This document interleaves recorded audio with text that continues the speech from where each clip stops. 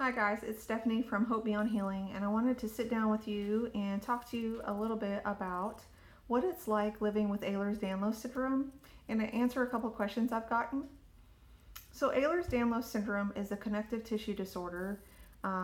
It's a genetic connective tissue disorder that affects your collagen in your body. So it affects things like blood vessels, joints, ligaments, tendons, muscles, anything that is made, organs, anything made of collagen.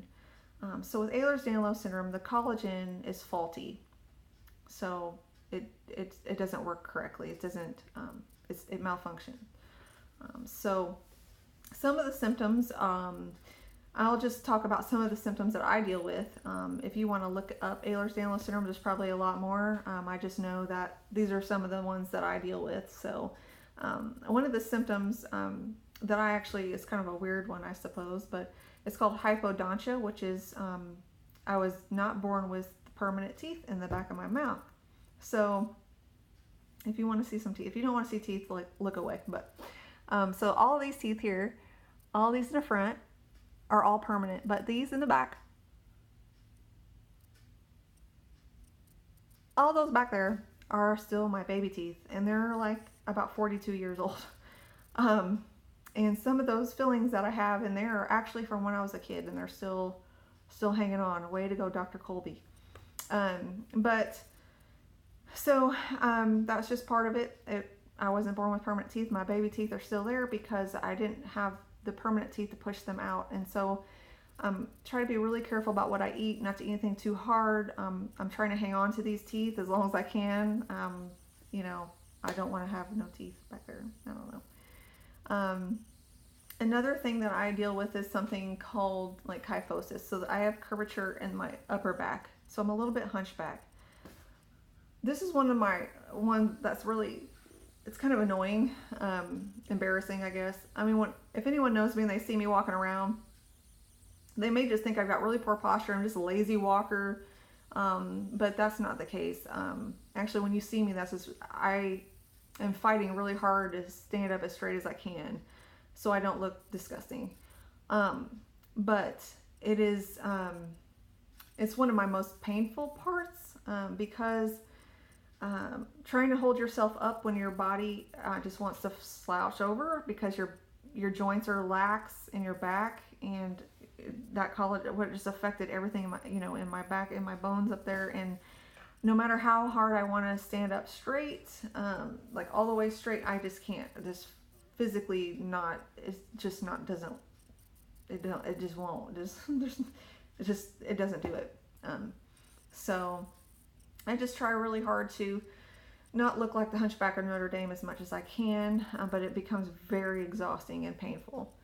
The other thing is, and most people don't know this, but I was also born with a deformity in my chest.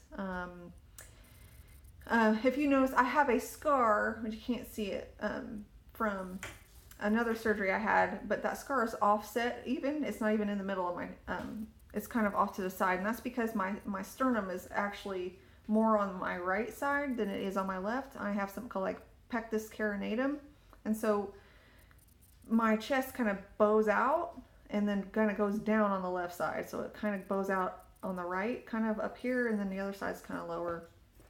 So there's a deformity there, and then I have some other thing going where my xiphoid process is, or I don't know, some deformity there. So yeah, that's part of that cartilage deformity with that collagen and things like that. So the other part is you get GI symptoms with Ehlers Danlos syndrome, and so because it affects every system of your body.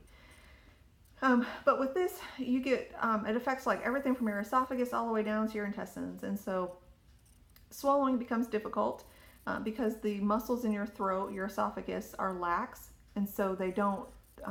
The muscles won't pull down the food as much how they should. So anything, like whenever I swallow anything substantial, even if it's actually like a bolus of bread or something, I have a hard time swallowing it. And you do the whole chin tuck thing to swallow it. So if anybody sees me eating and I'm swallowing like this, I'm looking down every time I eat and swallow. That's why, so I don't choke.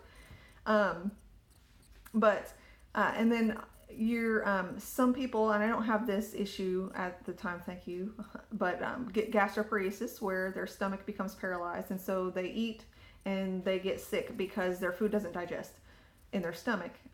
But for me, mine is more lower, so in my intestines, they don't function properly. If anyone's been on a mission trip with me, they know this. I have issues. But so my intestines don't work properly, and I either have slow motility, which is stuff will just sit there and won't move, or it will move too quickly. Like it's the weirdest. It's weird. So sometimes it's like, okay, I have to go to the bathroom like right now. Or yeah, and that can be really a big pain because it's embarrassing, very embarrassing. Another thing is like dysautonomia, which is a autonomic nervous system dysfunction. And so one of the main things with dysautonomia is POTS, which is postural orthostatic tachycardia syndrome. So when, for instance, if you were to sit like I'm sitting and I were to stand up, then I would get lightheaded, my heart rate would go up, my blood pressure would drop, I would either black out or pass out. And that would be because the blood vessels in your legs are lax and they don't constrict like they should to kind of push that blood back up. Now for me, this isn't much of an issue much anymore because I am taking my heart medicine for it, and it has helped tremendously. I still get lightheaded sometimes, but I don't get the whole onslaught of symptoms with that part, thankfully. The other thing, it can affect your blood vessels of your heart, and so I deal with an aortic root dilation. I don't know. It's dilated.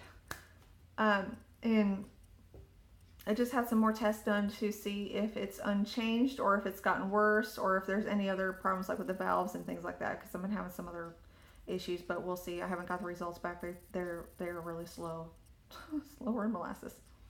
And then you can get easy bruising. I bruise easily. Like if I get blood work, I bruise. I hit things. I don't know what I hit, but I bruise and stuff like that.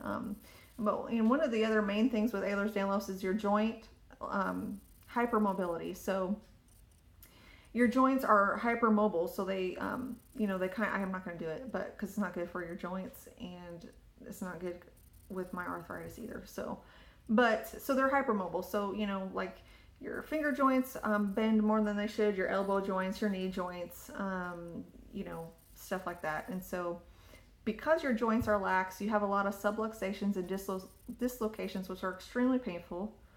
They hurt a lot when they do it. And people with Ehlers Danlos, they kind of get little tricks of how to pop things back in on their own. Sometimes that works, sometimes it doesn't. The other day I had a rib pop out and I couldn't get it back in. Every position I tried manipulation, I tried all these different stretches, and it would hurt so bad and wouldn't pop back in. And it was just a fluke. I went to do something and I turned around to come back in the house and it popped back in, and hallelujah, all the pain left. I could breathe again because it was stabbing me really bad. Anyway, but things like my SI joints, I can figure out how to pop those back in. They pop out several times. And, your wrists will sublux, fingers sublux. Like if you're trying to grab a coin or something, it can feel painful because it's just your joints are more lax or rubbery. And it causes pain when they slip in and out of socket all the time. It sucks. And it causes premature arthritis and things like that, and that on top of inflammatory arthritis I already have, it's not fun at all. And but with that, and I don't know if I've talked about this or not yet, but you also get a lot of muscle pain, and the muscle pain comes from all kinds of things, but one of the main things is because your joints are so lax. Like for me, sitting, and my spine joints and everything's just lax, and they want to sublux. So your muscles do all they can to hold everything together, because they don't, your body doesn't want to just lose its joints and you fall down or anything. So they work really hard to hold things together. So like my back muscles work so hard just to hold me up. And that is exhausting and so painful. I just, it's really hard to describe it. And so if anyone knows me also, if they see me sitting and I'm very, very fidgety when I sit, it's because I'm in a lot of pain. I don't sit still. I'm constantly shifting, moving, trying to stretch my back, trying to sit up. Yeah, it's very inconvenient. But let's see what else. Different scarring that you can get. I don't know, but there's a lot of other symptoms out there, and there's different types. I'm type 3, so different types have different things. There's a lot of crossover symptoms from all the different types there is. It's just a lot of crazy things that go on, a lot of different anomalies. So you can always look up Ehlers Danlos Syndrome and kind of check it out for more information. And the other thing is, some days are better than others, and so it's really hard to plan things and to do things. I don't know what it's going to be like until I get up. Some days I get up and I get out of bed and I'm like, okay, I just got out of bed and I didn't have any issues with any joints popping out. My feet didn't hurt. This is good. I'm all right. Today was not one of those days. Today was a very difficult day. I waited till after this afternoon to try to film this video to see if I would feel a little bit better. But I got out of bed and my knee popped out, and it took a while for me to get it shimmied back in. It hurt. I had to wear my brace today for that. And then when I got up, walking on the floor is very painful. I have a lot of pain in my feet. It's like walking across our gravel driveway with bare feet. That's what it feels like, just walking across the floor. So that hurts a lot. And then I'm having a lot of pain in my back right now also. Lots of pain and weakness in my back. And then I also had a headache on top of that. So I don't know. It's one of those rough days for me. I had my little cry already, but I just decided to kind of have this as a rest day and try not to push myself too hard like I usually do. And I'm just kind of doing some things I like to do. I'm going to make this video. I might make some Rice Krispie treats or something. I know those aren't great for you, but I like them. And, just kind of sit outside in the sun a little bit and just kind of try to rest and relax today. Yeah, it's one of those things that it's day to day, and you just never know. You just never know what your joints are going to do. Sometimes the weather is as ridiculous as that seems. The weather makes a difference. Different pressure storms, pressure systems that come in affect the joints and make them more looser than normal, and there's more pain and things like that. So, okay, so a couple of questions are you sure you're sick? Because you look really good. Like, you don't look sick. You don't look sick. I mean, I know there are so many people with chronic illness that hear that all the time, and they're just like, but it's probably true. I probably on the outside, except for if you see me with my hunchback part and fidgeting all the time and things like that, I don't look sick. And that's partly because I don't want to look sick. I don't want to look how I feel, because Lord have mercy, it would be really ugly if I looked how I felt. So I put on eye makeup and blush to look halfway presentable to the world, and so I can feel better. So I don't feel like everything is lost, if that makes sense. I don't know. But even though we can look kind of normal on the outside, the inside of our body is going through so much turmoil. So many things are going on with every single body system we have. On a daily basis, there's something going on in there that's malfunctioning and causing all sorts of issues that you don't see. So yeah, there's that. So, and then the other thing is, another question I get is, I thought you were healed. I thought 3 years ago you got healed. So what's the deal? Did you lose your healing? Well, I don't know how to answer that. Cause I don't know. I don't know if I didn't get healed from this particular thing, or if it's come back. And all I know, it is back. And I'm dealing with it right now. It is very lame, and I don't like it. I don't like it. It's not like I'm happy it's back. Yeah. But I can tell you that I don't think it's because I did something wrong, or I have sin in my life, or I haven't been reading my Bible enough, or praying enough, or I haven't been good enough. What else? I haven't been strong enough in my faith to stand against it, and I haven't rebuked it enough. I haven't just claimed it and just moved on with my life and just act like I don't have this and just live. And that's not how this works at all. Not at all. So, yeah, I don't know. People can blame me, I guess, and say I did something wrong. I must have lost my healing, or I must have caused something to come back into my life. I don't know. Frankly, I don't know. I don't think that's the case, but who knows? What I do know is we live in a fallen world. We have stuff we have to deal with. Everybody has something they deal with. This happens to be what I have to deal with. I would be lying if I said I wasn't a little bit scared about it. In the past, this sort of stuff was something that my doctors were very concerned about. I have no treatment options right now that I know of. I'm going to the doctor this week to see if there's anything new out in the last couple of years that I don't know about for pain. That's my main issue, is pain. It's one of those things that it's very difficult to describe, because you look okay on the outside, but on the inside you feel like everything is tearing apart inside of you. It's ripping, shredding, stabbing, burning. It's just, I don't know. And I don't know if women sometimes just have an easier time of trying to push through that, because we have pain in childbirth. I have no idea. But all the same, it's very hard to do what you want to do during the day, just live your life, when you're constantly in pain, because that ends up being all you think about. And I don't want all I want to think about. So I want the pain to be at least lessened to where I can push it aside a little bit more and be able to, move on and do what I want to do and push through that.